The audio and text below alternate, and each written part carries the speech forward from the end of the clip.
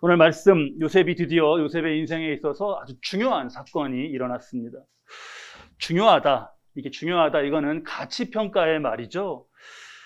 근데 그냥 가치평가의 말로 그렇게 하기에는 요셉이 겪는 일을 생각하면 정말 안타깝고 힘들고 답답한 그런 상황입니다. 우리 12절 말씀부터 보겠습니다. 우리 37장 12절 말씀부터, 앞에 말씀부터 볼 텐데요. 우리 이게 왜 안 나올까요? 네, 됐네요. 자, 보니까 그의 형들이 세겜에 가서 아버지의 양을 칠 때에입니다. 참 여러분, 인생이라는 게 참 이렇습니다. 여기 지금 어디에 가서 양을 친다고요? 세겜. 근데 세겜은 우리 첫 시간에 요셉의 말씀 나누는 첫 시간에 보지 않았습니까? 정말 생각도 하기 싫은 곳입니다. 왜냐하면 야곱의 딸, 지금 이들의 이복 누이인 디나가 강간을 당했던 곳이죠. 그래서 요셉의 형들이 다 막 그것을 복수하느라고 세겜 족속을 막 죽이고 그 피비린내가 났던 곳입니다. 그 이유 때문에, 그런 일 때문에 지금 이 가족은 세겜을 떠나서 여기 헤브론에 와서 이사를 오게 됐던 그런 곳이죠. 그러니까 생각도 하기 싫은 곳이에요, 세겜은. 하지만 양을 쳐서 먹고 살아야 하는 유목민으로서 다시 세겜 목초지를 찾을 수밖에 없는 그런 이들의 모습이 지금 이 말씀 속에 담겨 있습니다.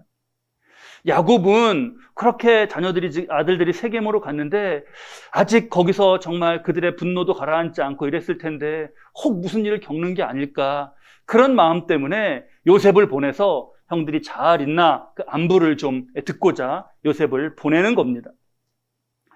지금 우리가 뒤에 보겠지만 형제들이 요셉을 두고 가지고 있는 이 분노의 정도가 있습니다. 분노의 정도가. 근데 아버지 야곱은 그렇게까지 느끼지 못했어요. 우리가 조심해야 됩니다. 우리가 상대의 지금 마음과 감정이 어떤가, 이게 지금 이거 부모 자식 간인데도 잘 모를 수 있어요. 감정은 그 골을 우리가 잘 살펴야 합니다. 우리 보면 싸움을 말리고 화해시키는 게 그건 너무나 성경적인 우리가 해야 될 바이죠. 그런데 이 감정의 골이 이게 골짜기 아닙니까? 이게 잘 봐야 돼요. 이게 한두 해가 파인 게 아니고 정말 깊이 파인 그런 골일 때는 성급하게 붙이려고 해서는 안 됩니다.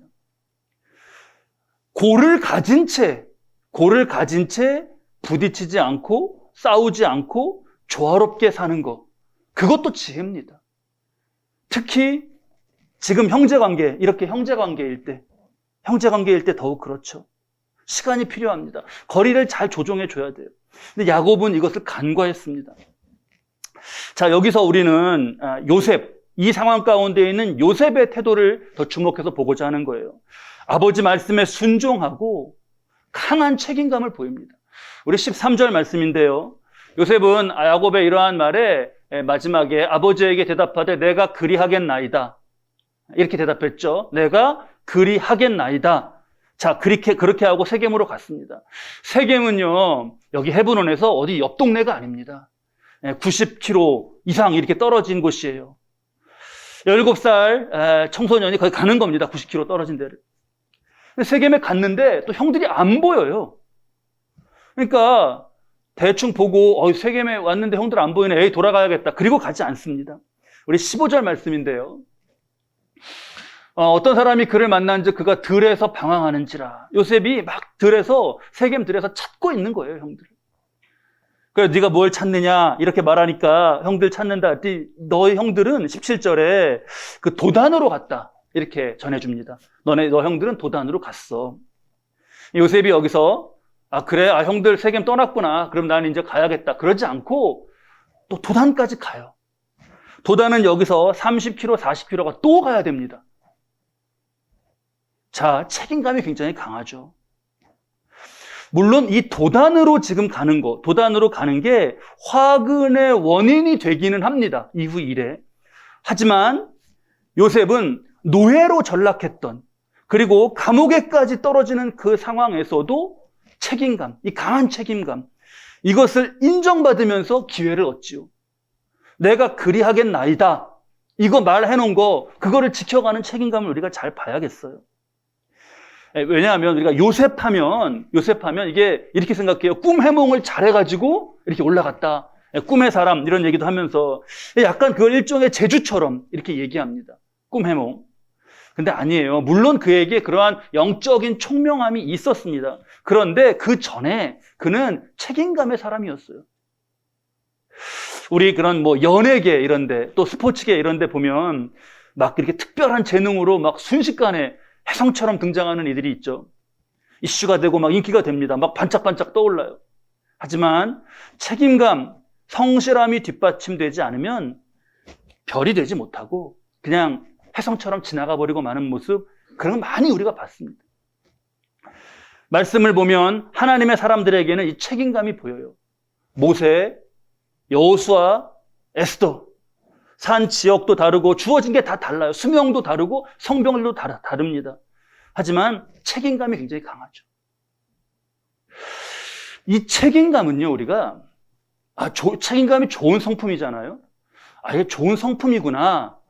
근데 여기 성품의 차원에서만 머무르면 안 돼요. 그런 차원에만. 이거는요, 굉장히 영적으로 중요한 의미를 지닙니다.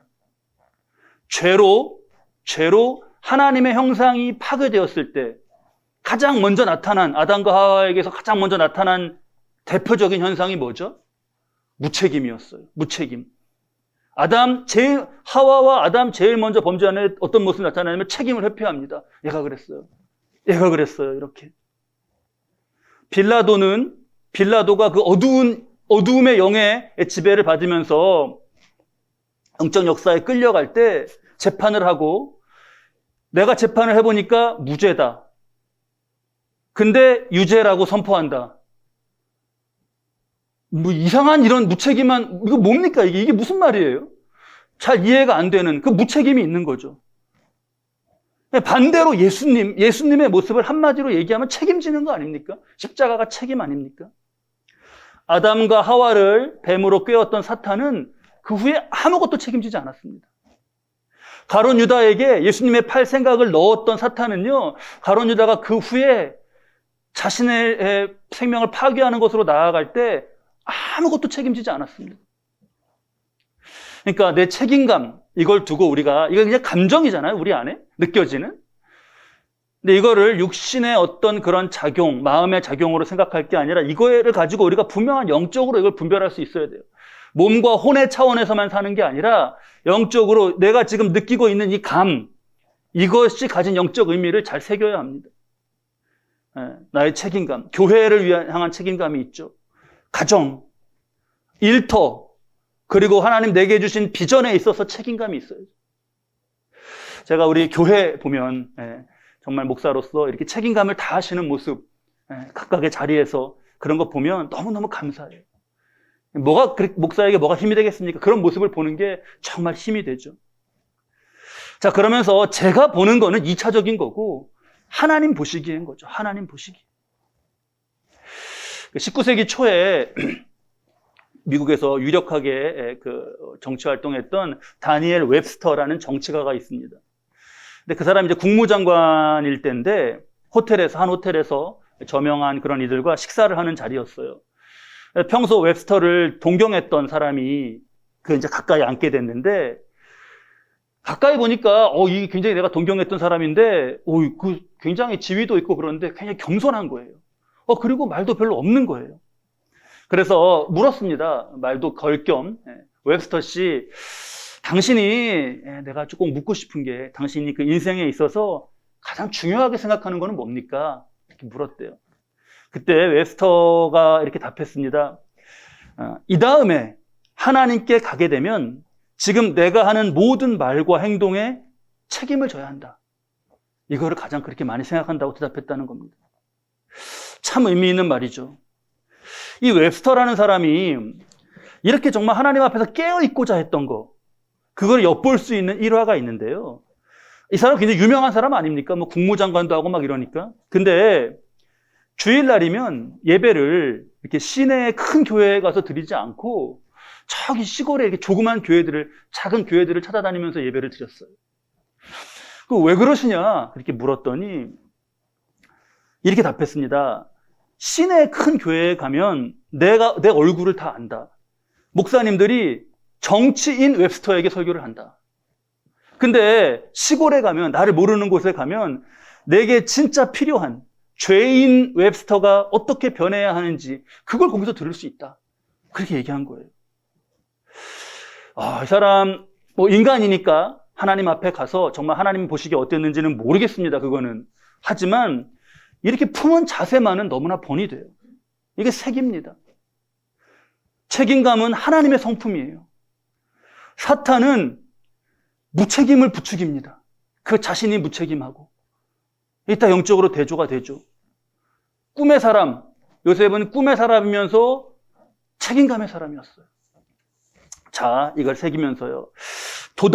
그 도단으로 드디어 갔습니다. 형을 찾았어요. 근데 안타깝죠. 그 18절, 오늘 읽은 말씀, 첫 번째 18절 말씀부터 봤는데 18절 말씀, 요셉이 그들에게 가까이 오기 전에 그들이 요셉을 멀리서 보고 죽이기를 꾀해요.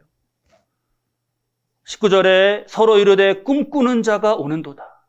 야, 저기 요셉이 온다. 우리 동생이 오네? 그거 아니죠. 한껏 조롱하는 말, 꿈꾸는 자가 오는도다. 그 멀리서요, 그 잠깐 저 동생이구나 알아보고 그 가시권 안에 들어오고 이렇게 가까이 오는 동안 어떻게 이게 죽이기를 서로 눈을 막 그 살기 어린 눈을 마주치면서 죽이자 이런 거를 이렇게 꾀할 수 있을까요? 지금 이 순간이요, 하나님이 요셉을 통하여 이루어 가시는 하나님의 구속사가 이어지고 더욱 확장되어 가는 것이 방해를 받는 순간이죠. 그렇죠? 딱 방해를 받는 순간이죠. 이 순간에 나타나는 모습들이 뭔가를 우리가 잘 봐야겠어요. 이러한 때에는 어떤 게 나타나나? 죄성의 인간이 지배를 받고 이게 어둠의 영에 이용될 때 나타나는 모습, 뭐죠? 동생을 죽이자. 이거 어디서 봤죠, 우리가? 창세기 저 앞에? 가인, 그쵸? 벌써 패턴이 여러분, 그냥 우리 똑같지 않나요? 동생 죽이자. 가인 동생 아벨 죽이자 할 때 봤죠? 그러면서 뭐라 그래요? 20절. 자, 죽여요. 그 다음에 한 구덩이에 던지고 우리가 말하기를 악한 짐승이 그를 잡아먹었다 하자. 뭐예요? 무책임 더하기 거짓말. 세트예요, 세트 이거는. 아주 그냥 딱 세트입니다. 가인이 그랬죠. 네 동생 어딨냐? 내가 동생을 뭐 지키는 사람이니까 동생 내가 어떻게 압니까? 아주 똑같아요. 아주. 자, 순간적으로 자 이렇게 하자. 자, 그래서 만약에 뭐 찾으면 그러면 이렇게 하면 돼. 막 그걸 이렇게 덮고 해가는 거죠. 그러면 책임이 없어져. 막 서로 머리가 반짝반짝하면서 뭐 좋았을진 모르겠어요. 야, 아버지가 의심하면 어떡하지? 31절 말씀에 그 말씀이 나오죠. 그들이 요셉 옷을 가져다가 숫염소를 죽여 그 옷을 피해 적시고. 야, 기가 막히지 않냐? 옷 이렇게 해갖고 숫염소 묻힌 다음에 이렇게 하면은 아버지 모를 거야. 아주 되게 똑똑하게 방법 찾은 것 같습니다.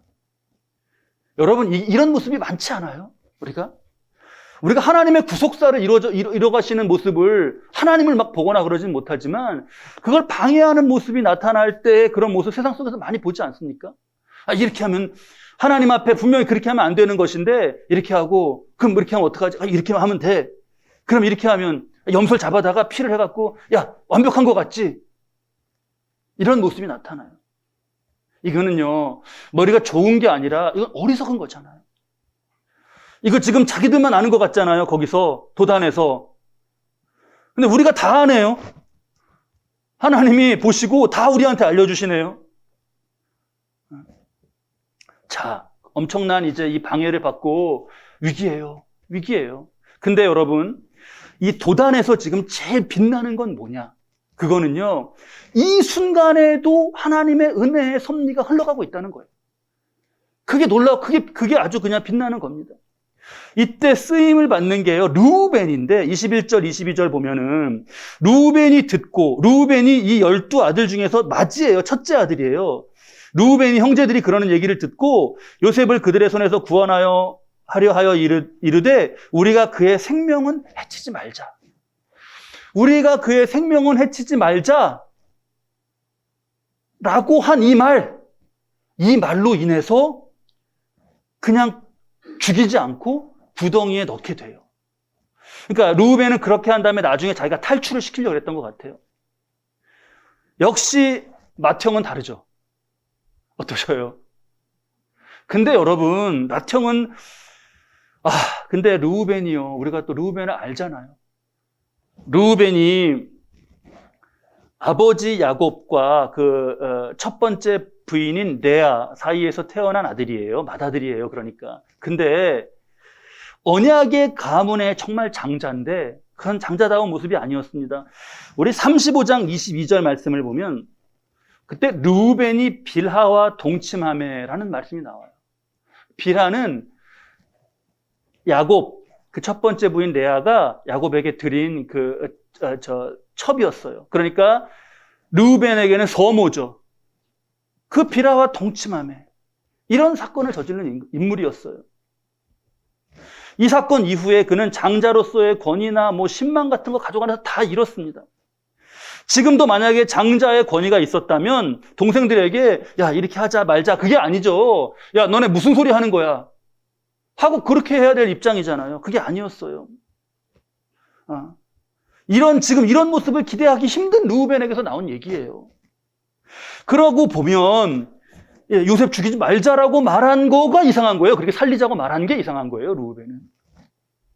바로 여기서 우리가 하나님의 개입을 보게 되는 거죠. 이 말씀에서. 하나님의 개입을. 21절 르우벤이 듣고 요셉을 그들의 손에서 구원하여 하려 하여 이르되 여기서 하나님이 안 나왔는데 근데 우린 거기서 하나님의 일하신 개입을 보는 거예요. 순간적으로 르우벤이 이렇게 쓰임을 받으면서 이 말로 요셉은 죽음을 면합니다. 죽음을 면해요. 우리가 요셉의 고난을 보면서 구덩이에 던져진 요셉의 안타까움을 보죠.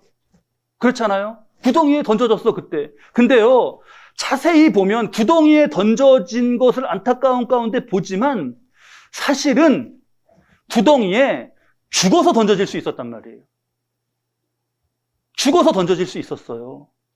그러니까 이게 뭐냐 하면 부지 중 은혜예요. 부지 중 은혜. 부지 중. 우리가 알지 못하는 중에 흘러간 은혜예요. 요셉 자신이 전혀 생각하지 못한 무서운 상황을 당했죠. 근데 그가 인지하지 못하고 있는 차원에서 하나님의 도움은 진행되고 있는 거잖아요. 부지 중 은혜. 우리도 똑같아요. 이런 은혜를 놓칠 때가 많습니다. 우리는 막 기쁜 일, 감사한 일이 있을 때, 이게 은혜구나, 이렇게 아는데, 그게 아니라 그냥 오늘 하루가 평안히 지나갔다. 이것도 이 안에 부지 중에 우리가 모르는 큰 은혜가 있어서 지나가는 거예요. 때로 어려움을 맞죠. 하나님 왜 이런 어려움을 주시나? 왜 내가 지금 이렇게 구덩이에 있나? 하나님이 주시는 연단도 있습니다. 연단도 있어요. 하지만 지금 요셉은 뭐죠? 자기가 형 마음들 칼킨 거, 그 패인 거, 그 상처가 깊이 패인 게 자기에게 구덩이로 되어 돌아왔잖아요. 근데 그럴 때 어려움만 보지만 이게 왜 우리가 어려움만 보는 게 아니라 그만하게 막아주신 부지중 은혜가 있단 말이에요. 그만하게 막아주신. 본인은 되게 불평할 수 있어요. 근데 미안한데 그만한 게 정말 은혜야 라고요. 여러분 보셔요. 정말 이게 부지중이고 우리가 알 수 없는 차원이에요. 24절에 지금 그를 잡아 구덩이에 던지니 그 구덩이는 빈 것이라 그 속에 물이 없더라 해서 24절에 요셉이 구덩이에 던져지죠. 25절이 뭔가요? 그들이 앉아 음식을 먹다가, 그들 형들이에요. 동생 구덩이에 던져놓고 이게 넘어가나요? 먹었어요. 근데 이들은 앉아서. 근데 25절을 그 자세히 보면 그들이 앉아 음식을 먹다가 눈을 들어본 즉 한 무리의 이스마엘 사람들이 길르앗에서 오는데 그 낙타들의 향품과 유향과 모략을 싣고 애굽으로 내려가는지라. 오묘한 섭리입니다, 여러분. 우리 25절 말씀 같이 한번 읽을까요? 25절 말씀. 함께 읽으시죠. 그들이 앉아 음식을 먹다가 눈을 들어 본즉 한 무리의 이스마엘 사람들이 길르앗에서 오는데 그 낙타들의 향품과 유향과 모략을 싣고 애굽으로 내려가는지라. 이게 굉장히 지금 중요한 순간이에요. 여러분, 이 대상이 어디서 출발했다고요? 길르앗에서 오는데 그랬죠? 길르앗에서 언제 출발했을까요? 길르앗에서 출발하는 날짜, 야 이제 여기 떠나자, 여기서 절로 애굽으로 가자라고 할 때, 그 출발할 때 뭘로 자기들이 그걸 출발 시간을 정했을까요? 뭐 그냥 자기들 컨디션이나 뭐 낙타의 상태나 그런 걸 보고 했겠죠. 가다가 종을 하나 만날 거야. 그런 아무도 생각 안 했단 말이에요. 그러니까 하나님의 타이밍은 기가 막힌 거예요. 요셉이 여기 도단에서 형들 만나는 것보다 조금 일찍 지나갈 수도 있잖아요. 약간 멀리 이렇게 약간 멀리로 지나가서 눈에 안 보일 수도 있잖아요. 근데 딱 그 시간이 기가 막혀요. 그것도 제가 밥이 넘어가냐고 했죠, 형들에게. 여러분, 들에서 밥을 먹으면 어떻게 먹죠? 예전에 단일 해보시고 들일 해보신 분들 계셔요? 들에서 밥을 해 먹으면 어떻게 먹어요? 아무렇게나 그냥 털썩 닫아 앉죠, 그냥. 그걸 밥 먹어요. 밥 먹으면서 어떡하나. 요즘에는 밥 먹으면서 다들 스마트폰을 보잖아요. 이때 스마트폰이 없으니까 밥 먹으면서 어떡하죠? 씹으면서? 앞에 멍하니 보는 거죠, 뭐. 근데 전부 그냥 랜덤으로 그냥 여기저기 바라보면서 나무에도 앉고 누구도 어디도 앉고 이랬어요. 사방을 보는 거예요, 그러니까. 그럴 때 딱 한 무리의 이스마엘 사람들이 길르앗에서 오고 있는 거예요. 그 타이밍이 정말 기가 막힙니다. 잘 우리 이 말씀 기억하면서요.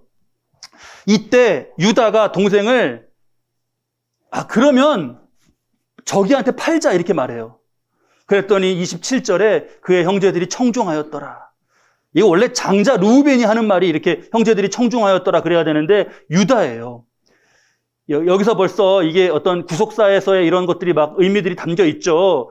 예수님이 유다 지파에서 나시는 거, 생명을 살리는 사람의 그런 것으로서 이게 다 연관되어 있습니다. 그래서 유다의 말에 형제들은 그를 죽이지 않고 은 얼마에 팔아요? 28절에 은 20에 팔아요. 원래 사람 그 팔 때 은 몇이었죠?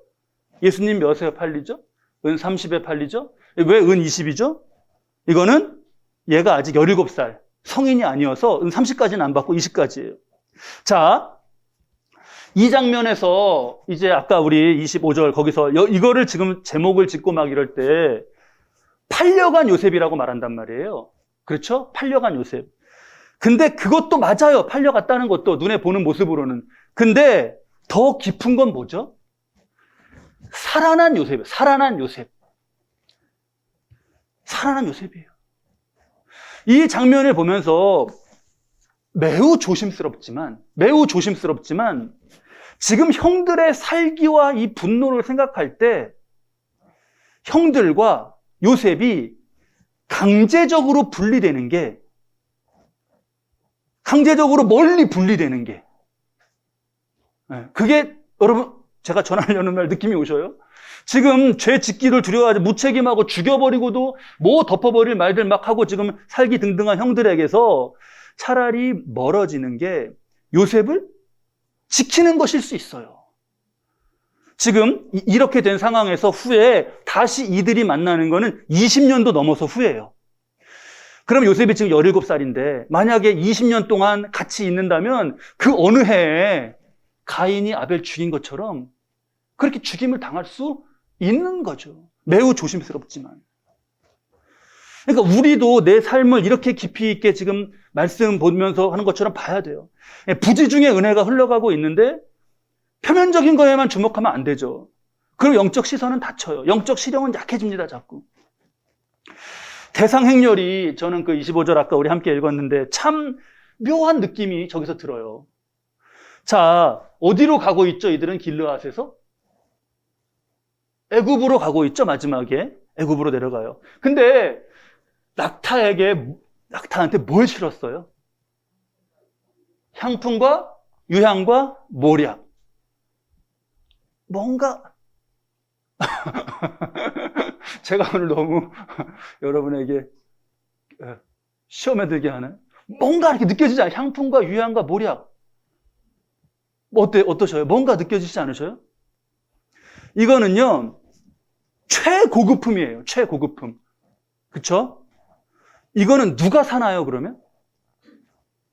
일반인은 못 사겠죠? 그러면 누가 살까요? 고위층이 사겠죠? 어디에? 애굽에. 애굽으로 가니까. 이 이상한 거예요. 요셉은요, 전문 노예 사냥꾼에게 팔려갖고 가는 게 아니었어요. 팔려도 어디로 가겠습니까, 그러면? 애굽에 향품과 유향과 모략을 쓰는 귀족이나 왕족이나 적어도 거기로 가겠죠.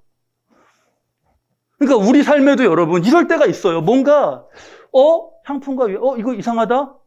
뭔가 하나님께서 이거를 은혜로 연결하시는 것이 아닐까? 빨리 눈치를 채야겠죠. 연결하시는 게 아닐까?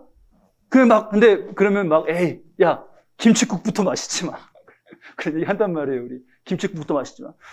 그거 뭐예요, 속담? 떡 줄 사람은 생각도 안 나는데, 김칫국부터 마시지 마. 지금 약간 떡이 있을 것 같지 않으세요, 여러분, 근데? 물론, 김칫국부터 벌컥이면 안 되죠. 그 김칫국이라는 거는 그냥 괜히 이 사람 생각도 안 하는데 막 흥분하고 기대하고 자기 마음 앞서가는 거잖아요. 그거는 하면 안 돼요. 그건 하면 안 되는데, 근데 만약에 떡이 주어진다면, 김칫국이 있어야 그래도 잘 먹을 거 아닙니까? 안 맥히고? 뭘 말씀드리고냐 하면, 준비라는 차원의 의미에서의 준비의 김칫국. 그거는 필요하다 이거죠. 그러니까 이게 뭐냐? 준비의 김칫국이 영적으로 뭐냐? 그게 믿음이고, 그게 기도고, 그게 책임감 있는 삶이고, 꿈을 위한 실질적인 준비예요. 그거는 하고 있어야죠. 지금 이상한데 낙타들의 향품과 유향과 모략이 실려 있어? 애굽으로 가? 좀 이상한데? 그럴 때 이러한 이걸 보면서 우리가 나의 준비는 하고 있어야 된다 이거죠. 자, 요셉이 뭘 준비하냐? 말씀을 보면 요셉은 앞에 13절에 아버지가 세겜으로 가서 형들 찾아봐라. 그럴 때 내가 그리하겠나이다. 그렇게 말한 후에 지금 여기에 이르도록 한 번도 요셉은 무슨 말도 안 나오고요. 어떻게 했더라도 안 나와요. 완전히 그냥 수동적으로 구덩이에 빠지고 대상에게 팔리고 애굽에게 끌려갑니다. 요셉이 무슨 준비하는 김칫국 준비하는 게 뭐가 있어요. 근데 요셉이 다시 팔려간 다음에 다시 등장하는 건 저 뒤에 39장에 가서인데 친위대장 보디발의 아내가 유혹할 때 뿌리치는 거예요. 그때 등장해요. 그게 39장 9절이에요. 39장 9절에서 요셉이 뭐라 그래요? 이렇게 이 집에서 나보다 큰 이가 없으면 주인이 아무것도 내게 금하지 아니었어도 금한 것은 당신뿐이니 책임감이 나오지 않아요 벌써? 당신은 그의 아내임이라 그런즉 내가 어찌 뭐라고요? 같이 읽겠습니다. 어찌 이 큰 악을 행하여 하나님께 죄를 지으리까? 그 순간에 이게 나왔다는 거예요. 그러면 우리가 이런 게 한순간에 그냥 즉흥적으로 안 나와요, 여러분. 올림픽 경기하는데 선수가 막 굉장히 잘했죠. 야, 저날 되게 컨디션 좋나 보다. 우리 안 그러잖아요. 4년을 준비하고 8년, 10년 넘게 준비한 게 그 순간에 나오는 거잖아요. 요셉도 하나님이 내게 어떤 복을 주시나 어떤 떡을 주시나 그걸 생각했는지 안 했는지는 모르겠지만 그는 이렇게 나올 수 있도록 그 과정 가운데 준비를 하고 있었단 말이죠. 그 준비한 모습이 나온 것만은 분명한 거예요. 여러분 보셔요. 우리 은혜를 잘 다시 한번 보시죠. 요셉이 구덩이 속에 있잖아요, 지금. 그게 구덩이가 무슨 의미냐면 자기 힘으로 못 나온다는 거예요, 구덩이는. 여기 구덩이는 김치똥 묻는 정도 구덩이 판 게 아니라요. 이게 여기 지금 이런 데는 물이 되게 중요하잖아요. 우물을 어디로 깊이 파봐야 물이 나올지 안 나올지 알잖아요. 깊이 물 나오나 안 나오나 한번 끝장을 보자 하고 파본 거예요. 그랬더니 물이 안 나왔던 거죠. 그래서 남은 거예요. 거기다 던져놓은 거예요. 혼자는 절대 못 나옵니다. 근데 그 구덩이에서 요셉은 아무것도 할 수 없는데 자기 힘으로는 오를 수 없는 곳에 이후에 올려지는, 그러니까 말하자면 구덩이가 엘리베이터가 된 거예요. 36절에 저 맨 뒤에 그 미디안 사람들이 그를 바로의 신하 친위대장 보디발에게 팔았더라. 여기쯤 가면 굉장히 의미심장해지잖아요. 그러니까 하나님의 은혜 역사를 보면 부지중 은혜가 있고요. 또 준비해야 되는 게 있고, 흙구덩이 같이 생겼는데 엘리베이터인 게 있어요. 이게 참 놀라운 거죠. 그러니까 흙구덩이 같은 시간에서도 책임을 자기가 이것을 지키는 거죠. 준비를 하는 거죠. 기도와 믿음과 그런 걸 지키는 거예요. 너무 아이러니하지 않으세요, 여러분? 요셉이 가장 아무것도 할 수 없을 때 중요한 일은 그때 진행됐어요. 가장 자기가 나 이런 꿈 꿨어 하고 가장 요셉한테 미안한데 가장 설치고 말할 때 가장 큰 위기가 오고 있었고요. 이게 아이러니죠. 근데 부지중 은혜죠. 태상이 낙타를 타고 오다가 좀 쉬었다 가자. 좀 쉬었다 가자. 그럴 때 그러지 말고 그냥 쭉 가자. 누군가 그냥 그렇게 말했을 수 있잖아요. 그냥 부지중에. 자기는 부지중에. 그래서 만난 것일 수 있어요. 애굽을 볼까요? 애굽은 언제부터 보디발네 집에 일손이 부족한 거예요. 그래서 이거 더 뽑아야 됩니다. 막 그러는데 보디발이 너무 바빠갖고 면접을 볼 수가 없네요. 알았어. 그냥 그러는데 너무 바쁜 거예요. 혹시 요셉이 흙구덩이에 빠져있는 그 순간에도 그날 보디발이 시간이 나서 누구 본다고 그랬지? 데려와봐. 그러는데 마침 바로가 급하게 찾아서 이거 성경에 안 나와요, 여러분. 이거는 지금 이 말은 바로가 급하게 찾아가고 아니야, 걔 나중에 볼게 하고 급하게 부름을 받고 그랬는지 누가 알겠습니까? 아무도 몰라요, 그거는. 모르지만 결국 하나님은 이 타이밍을 기가 막히게 맞추셨다 이거죠. 그러니까 하나님의 섭리를 우리가 새기는 거예요. 구덩이에 빠져 있는 것 같은 때가 있습니다. 돌아보셔요, 한번 삶을 돌아보시고. 누구나 정말 내가 하나님의 정말 그런 은혜 역사 가운데 사는데 내가 왜 이럴 수 있을까요? 그때 할 수 있는 게 없죠. 구덩이니까 할 수 있는 게 뭐가 있어요? 막혔죠. 근데 막히지가 않았습니다. 구덩이인데 왜 목사님 막히지가 않아요? 뚫렸잖아요, 위로. 벽만 바라보면 답이 없습니다. 근데 시선을 위로 하면 하늘이 보이는 거예요. 막힌 것 같고 답답하고 그럴 때가 그때가 믿음을 길러야 할 때죠. 믿음은 언제 기르겠습니까? 잘 될 때 절대 그렇지 않아요. 그때 믿음을 기르는 거예요. 그때 기도하고 더 그때 말씀 붙잡고 나의 이 하나님을 향한 믿음을 흔드는 내 안의 것들과 싸우고 내 밖의 것들과 싸우는 거 그때입니다. 싸워야 되는 때가 그때예요. 책임을 다하면서. 일상의 순간에서도 그렇죠. 요셉 하면 꿈의 사람. 우리 달아놓고 얘기해요. 근데 나도 꿈의 사람이고요. 요셉은 그냥 꿈꾸면서 꿈 좋다 이러고 살지 않았어요. 분명하게 자기가 해야 될 것이 뭐냐. 꿈과는 전혀 상관없을 것 같은 흙구덩이 속에서도 자신의 영적 책임감을 가지고 다 하는 거예요. 하나님 앞에서 일해야지. 이럴 순 없지. 이것들이 쌓이고 쌓여서 가장 마지막 시험 때 보디발의 아내가 붙잡을 때 그게 나온 거란 말이에요.